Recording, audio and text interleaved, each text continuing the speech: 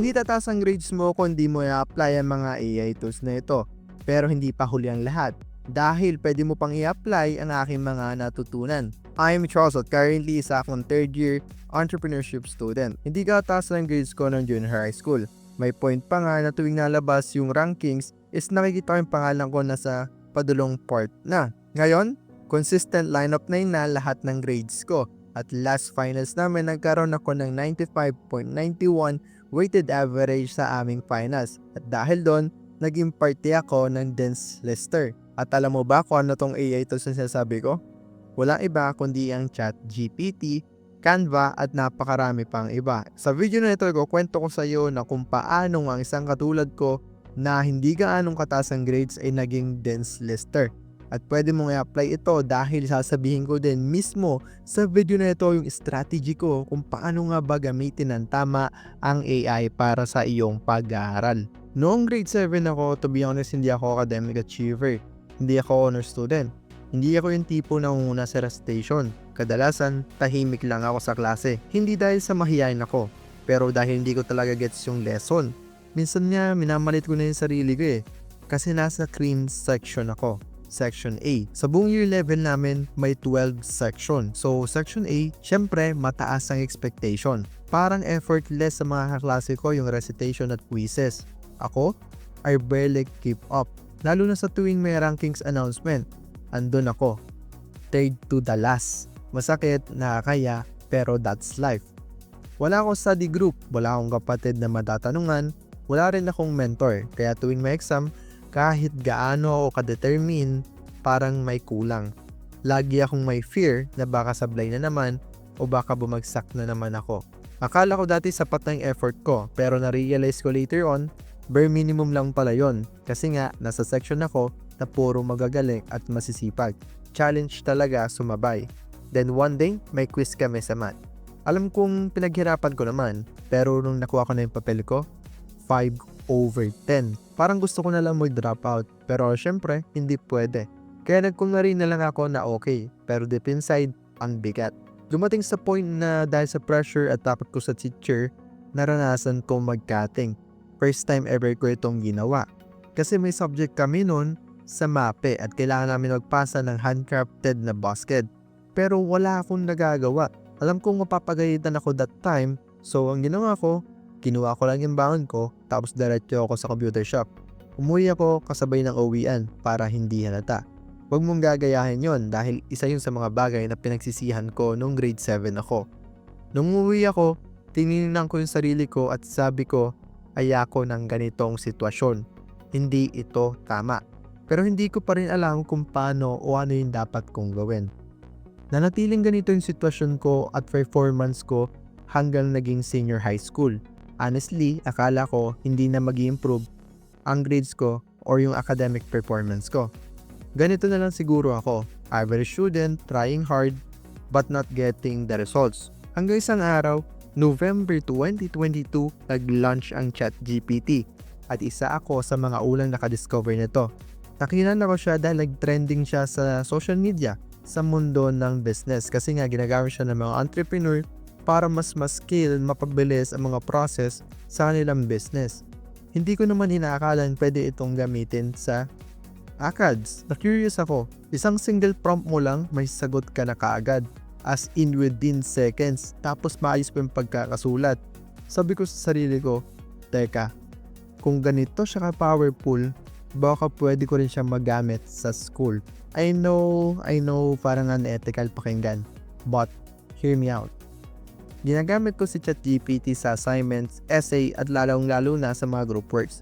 Hindi para mandaya, pero mas mapabilis at mapapaganda yung output. To the point na ako na kumukuha ng mahirap na parts sa groupings natin.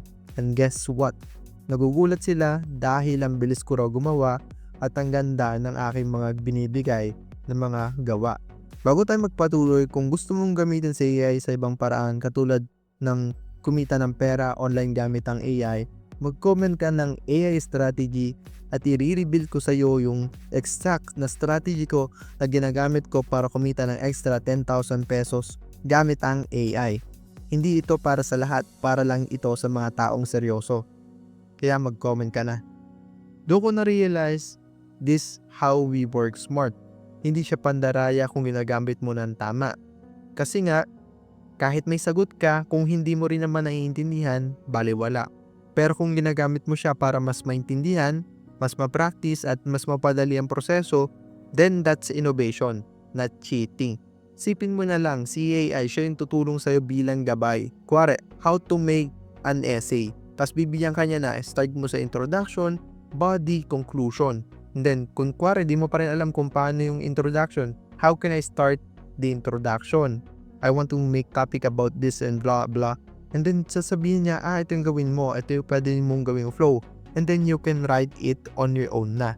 Kumbaga pinabilis niya lang yung ideation process mo o yung pagbuo mo ng idea para sa gagawin mong essay. At syempre, hindi naman ako naging madamot. Isang beses, habang gumagawa kami ng research paper, nung mga grade 12 ako, nakita ko nahihirapan yung ibang group. Kaya tinuruan ko sila kung paano mag-prompt o gamitin si ChatGPT. Hesitant pa sila nung una, pero nakita nila yung result, na-amaze sila. Sabi nila, bakit ngayon ko lang to nalaman o bakit ngayon lang namin to nalaman? Doon ko na-appreciate si ChatGPT. Hindi lang siya shortcut, study partner siya. Research body, writing editor, lahat na, all-in-one tools. Simula noong tuwing may gusto kong aralin, kay ChatGPT ko na kaagad tinatanong. Imbes na mag-scroll pa ako sa Google at malito ng sobrang daming articles, si ChatGPT na ang magbibigay sa akin ng exact information na hinahanap ko. Doon ko na-realize okay lang pala humingi ng tulong. Okay lang gumamit ng AI. Basta ginagamit mo sa tamang paraan. Sabi nga nila, work smart, not harder. Kaya kung ayaw mo mapag-iwanan, kailangan mong matutong mag-adapt dahil mabilis ang takbo ng mundo. At kung hindi ka sasabay, mapag-iiwanan ka talaga. AI isn't here to replace you. It's here to empower you. Hindi siya pamalit sa pag-aaral, pero siya yung secret weapon mo para mas maintindihan mo kaagad ang mga mahihirap na topic o subject. Mas mapadali ang mga process, mas maging confident ka sa gawa mo.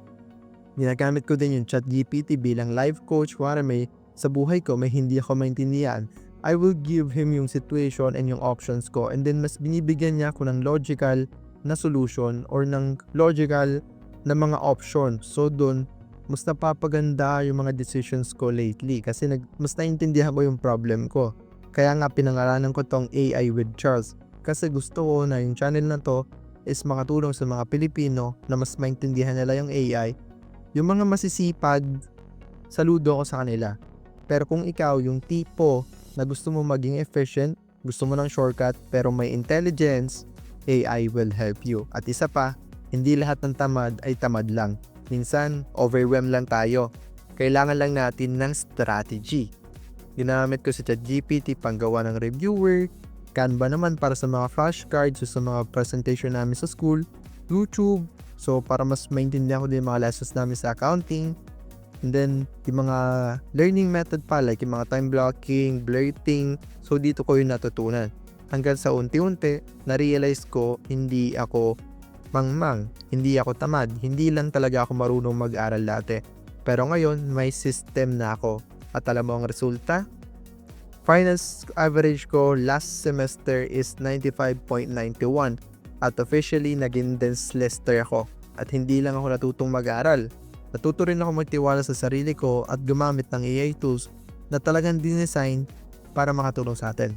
Ito na nga yung exact strategy na ginagamit ko para magamit ko ng tama si ChatGPT.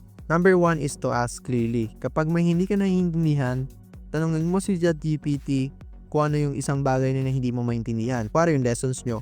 Ilagay mo kay ChatGPT yung lessons tapos sabi mo sa kanya explain yon, i-summarize para mas maintindihan mo. Sunod, absorb strategically. I-test mo yung sarili mo kung naintindihan mo ba yung mga bagay na sinamarize ni ChatGPT by asking na gumawa ng quiz para sa'yo or something na magre-review sa'yo.